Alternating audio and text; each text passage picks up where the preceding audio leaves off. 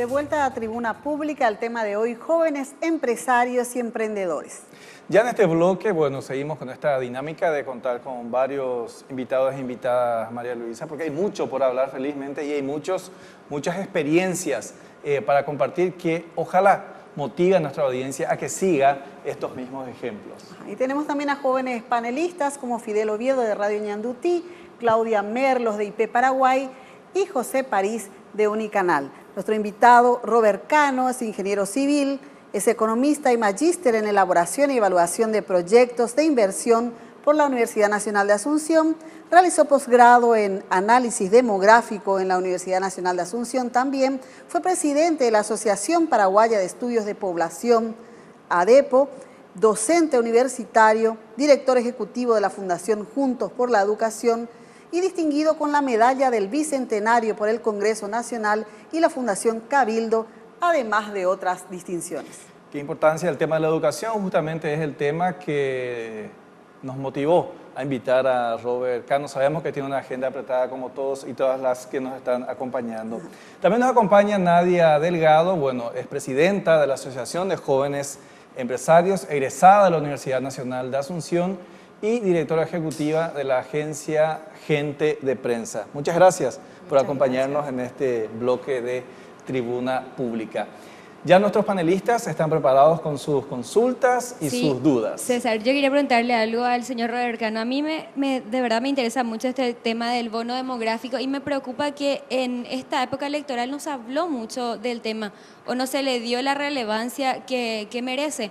Porque estaba leyendo que el 67% de la población va a ser económicamente activa de acá a unas décadas. Pero otra vez haciendo un comparativo, tenemos un 30%, por ejemplo, de jóvenes, decía el viceministro de la Juventud hace unos días, que no está trabajando ahora, está desempleada. Entonces, me parece preocupante. ¿Qué es lo que se tiene que hacer ante todos estos números, estas realidades? Sí.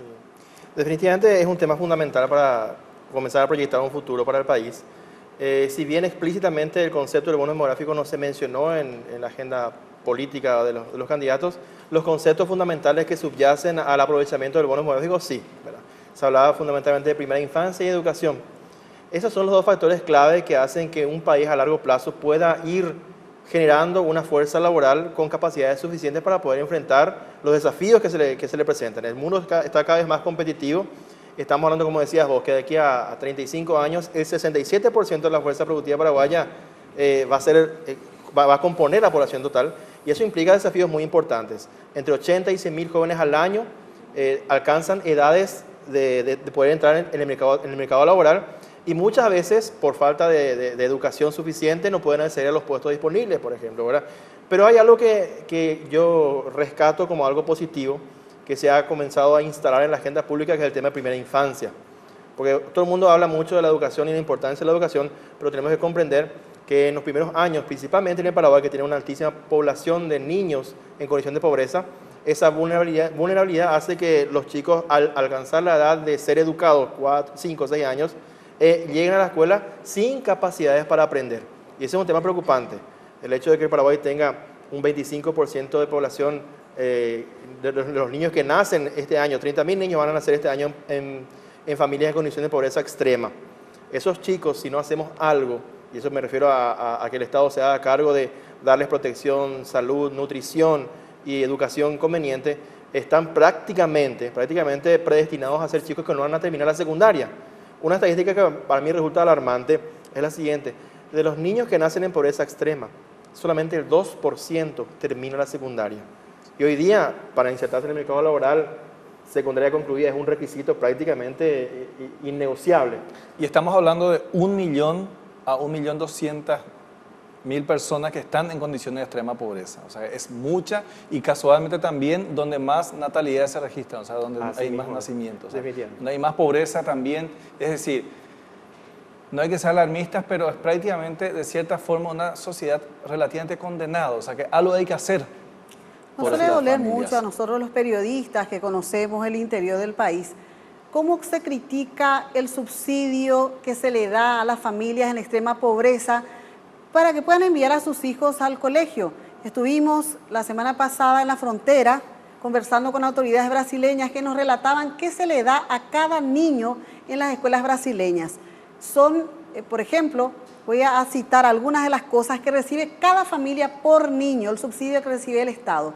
180 reales por cada niño, reciben transporte escolar que les lleva de su casa hasta el colegio, reciben uniforme completo, reciben seguro médico y odontológico, recibe cada familiar que tiene escolares, recibe una casa del Estado en la frontera, además de la canasta familiar que tiene 10 productos, una garrafa de 13 kilos por mes, todo eso, y me estoy quedando de gas, me estoy quedando corta. Recibe cada familia con un niño escolar.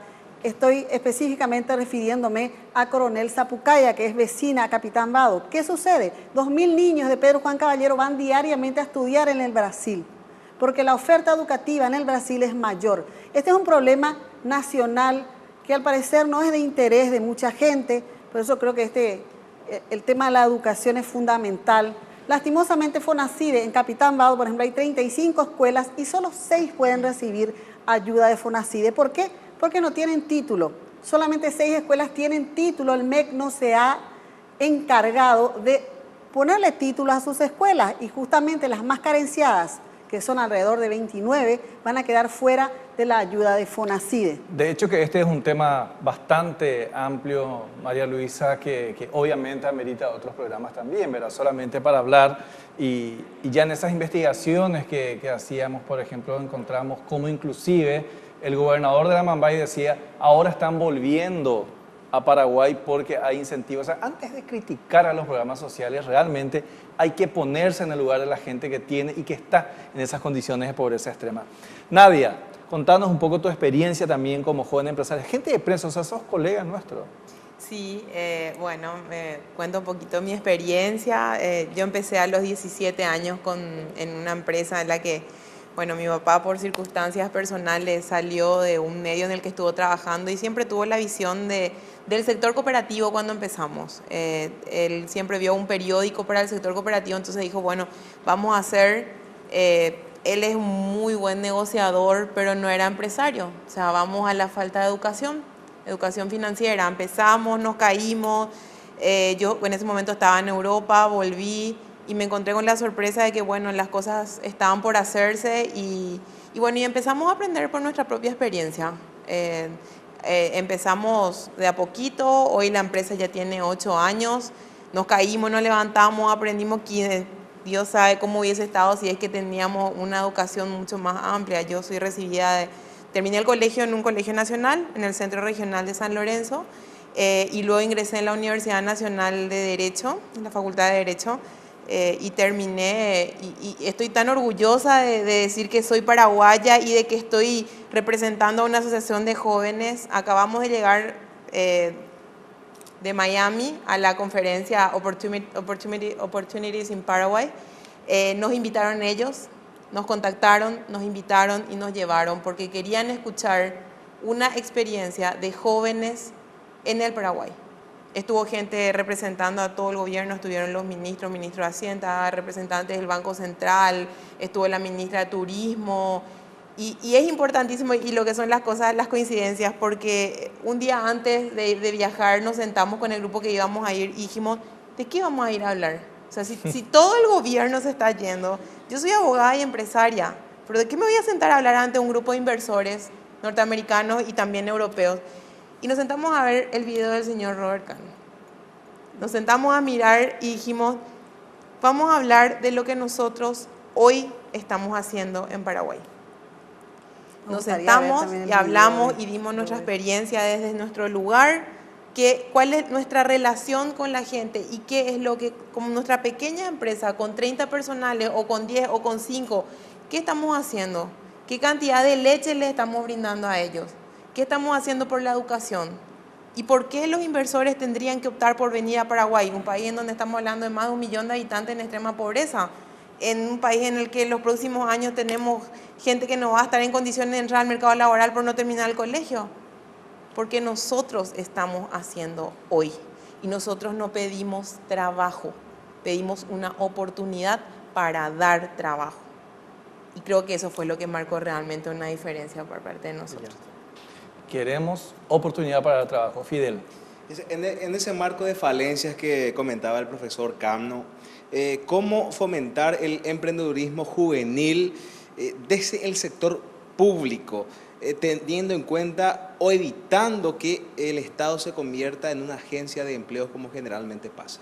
Como decía Jan Esperanza, el Estado tiene a través del Ministerio de Educación y Cultura y a través del currículum una herramienta poderosa para poder instalar las habilidades que son requeridas justamente hoy día en este mundo tan competitivo. Hay un estudio muy interesante que se llama Desconectados, ya es un clásico en la literatura educativa, que se publicó el año pasado en el BIT, donde claramente destacan que las necesidades actuales de los jóvenes que están terminando la educación media no son tanto las habilidades duras, el que era bueno en matemáticas, en ciencias, en estas asignaturas que son las tradicionales, sino que las habilidades diferentes, las más valoradas últimamente, son habilidades del tipo socioemocional. Capacidad de trabajar en equipo, emprendedorismo, empatía, como decía claramente Jan. Esas habilidades, si bien uno de repente tiene predisposición para poder asumir ese tipo de actitudes, también el sistema educativo podría incorporar, y de hecho hay algunos colegios que incorporan dentro de su currículum elementos o nociones básicas de emprendedurismo. Ese es un camino, creo yo, para poder hacer que la cantidad de jóvenes emprendedores, que como la colega, puedan ser cada vez mayores, porque evidentemente necesitamos gente que sepa trabajar y también gente que tenga la actitud para poder generar puestos de trabajo. Bien, ya estamos avanzando aquí en Tribuna Pública. ¿Qué nos dice el marco legal sobre este tema rápidamente, doctora Ana Sáenz? Bueno, en realidad, después del primer bloque me comentaron que fui un poco dura, pero tendremos que ser duros en nuestras realidades, tenemos que ser duros porque tenemos una situación social y económica demasiado favorable y la legislación tiene que acompañar de lleno esta condición para que podamos tener oportunidades todos y no sea una cuestión puntual de casos específicos, como bien lo decía en su momento el señor Jan Esperanza. Tenemos que hablar de la creación de un sistema que fomente emprendedores a nivel nacional de todos nuestros jóvenes, desde los que tienen menos oportunidades a los que tienen la oportunidad de repente frente a ellos y no tienen el coraje para tomarla, porque eso también es una realidad que tenemos. Ahora bien, en relación a la ley 4457, que es la ley de pymes, tenemos que hablar que esta ley lo que pone es una plataforma inicial en donde hace una serie de exoneraciones y beneficios y facilidades y saca del sistema burocrático de las grandes empresas a las pequeñas empresas que tienen entre 1 a 10 personas, que hace la primera diferenciación, o entre 10 y 50 personas trabajando y su nivel de facturación.